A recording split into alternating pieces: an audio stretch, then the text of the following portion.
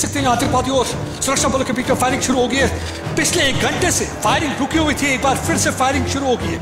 आतंकवादी जो वहां पे छुपे हुए हैं लगता है भागने की पूरी कोशिश कर रहे हैं और सुरक्षा बलों ने पूरी तरह से इस इलाके को घेर के रखा हुआ है। इस समय फायरिंग की आवाज आपको सुनाई दे रही होगी। आप देख सकते हैं मैं इसीलिए गाड़ी के पीछे यहाँ बैठा हूं ताकि फायरिंग की वजह से हम यहाँ इस गाड़ी के पीछे बैठे हुए हैं, लगातार फायरिंग। पाकिस्तान अपने नापाक मंसूबों से बाज नहीं आ रहा है। कभी वो सीधे तौर पर तो कभी अपने मददगारों के जरिए घाटी में आतंकी वारदातों को अंजाम देता है। सोमवार तड़के भी कुछ ऐसा ही हुआ जब राजौरी में आतंकियों ने शौर्य चक्र से सम्मानित विलेज डिफेंस गार्ड पुरुषोत्तम लाल के घर पर हमला किया। ये हमला आर्मी कैंप के नजदीक हुआ। आतंकियों की कोशिश थी कि विलेज गार्ड की हत्या कर वो ऐसा खौफ भर दें कि उनके खिलाफ कोई सिर उठाने की हिम्मत न कर सके, लेकिन सेना के जवाबी हमले से उनके इरादे चकनाचूर हो गए।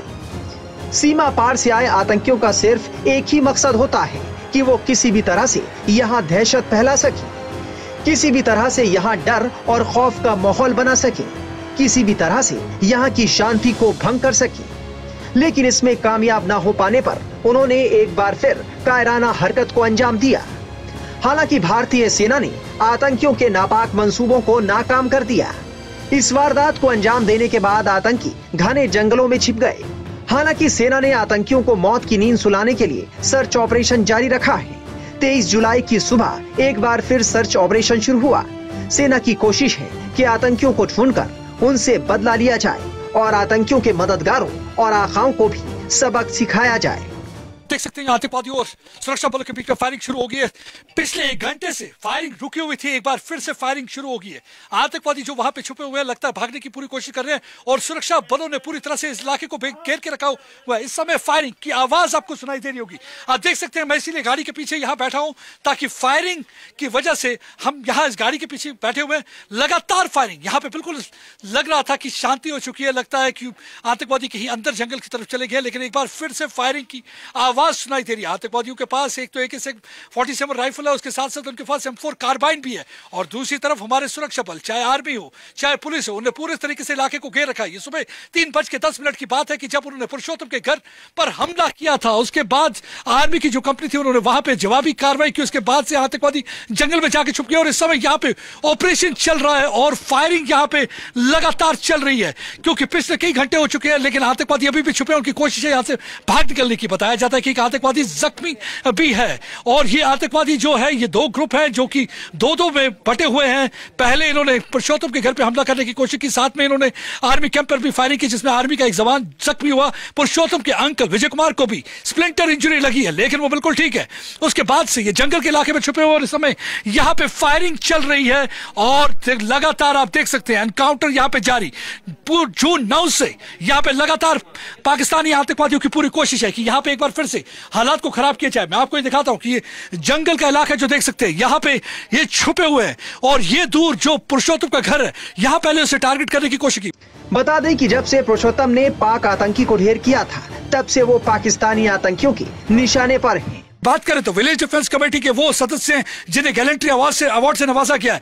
इस बार उन्हें शौर्य चक्र मिला था। ये अगस्त की बात है जब पिछले साल उन्होंने एक आतंकवादी को मार गिराया था। अपने परिवार के साथ लकड़ियां इकट्ठे करने के लिए जंगल में गए हुए थे जब उन्होंने आतंकवादियों की मूवमेंट देखी थी और उस मूवमेंट के बाद उन्होंने वहां पे उनको एंगेज किया था। फायरिंग में एक पाकिस्तानी आतंकवादी को मार दिया था। तब से ये आतंकवादियों के निशाने पर है और उन्हें शौर्य चक्र से नवाजा गया था जो कि president of India Draupadi Murmu की तरफ से उन्हें मिला है। और यहाँ पे रहते हैं खवास गुंदा का इलाका। पहले भी यहाँ पिछले साल आतंकवादियों की मौजूदगी देखी गई है।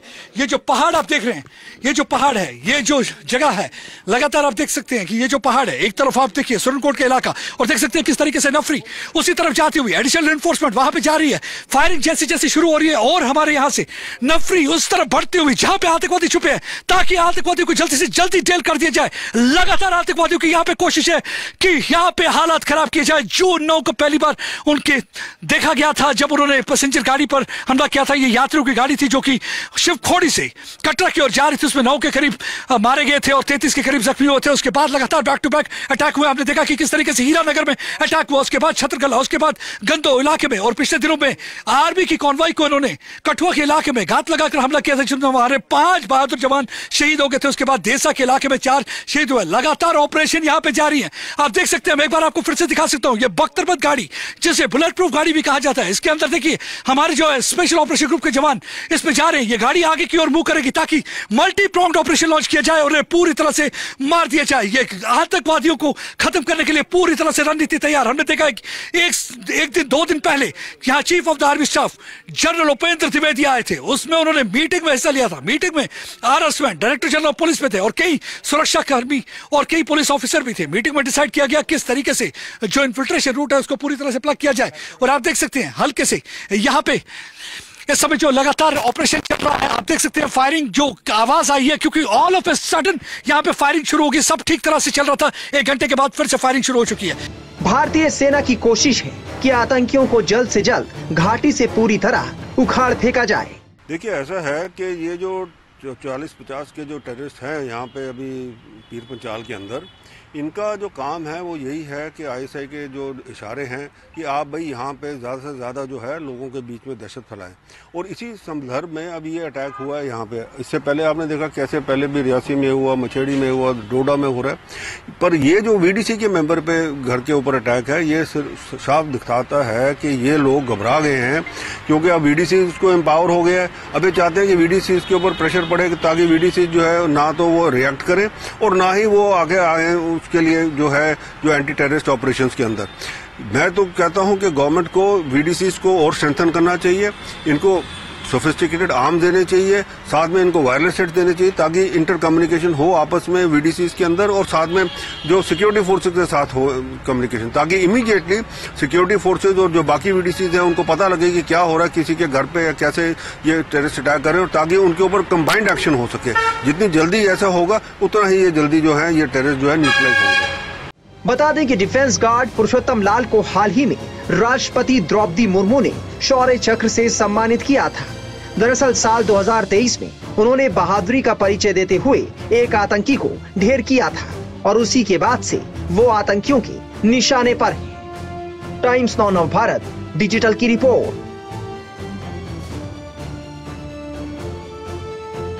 देख सकते हैं आतंकवादियों और सुरक्षा बलों के बीच में फायरिंग शुरू हो गई है। पिछले 1 घंटे से फायरिंग रुकी हुई थी, एक बार फिर से फायरिंग शुरू हो गई है। आतंकवादी जो वहां पे छुपे हुए हैं लगता है भागने की पूरी कोशिश कर रहे हैं और सुरक्षा बलों ने पूरी तरह से इस इलाके को घेर के रखा हुआ है। इस समय फायरिंग की आवाज आपको सुनाई देनी होगी। आप देख सकते हैं मैं इसीलिए गाड़ी के पीछे यहाँ बैठा हूँ ताकि फायरिंग की वजह से हम यहाँ इस गाड़ी के पीछे बैठे हुए लगातार फायरिंग यहाँ पे बिल्कुल लग रहा था कि शांति हो चुकी है। लगता है कि आतंकवादी कहीं अंदर जंगल की तरफ चले गए, लेकिन एक बार फिर से फायरिंग की आवाज सुनाई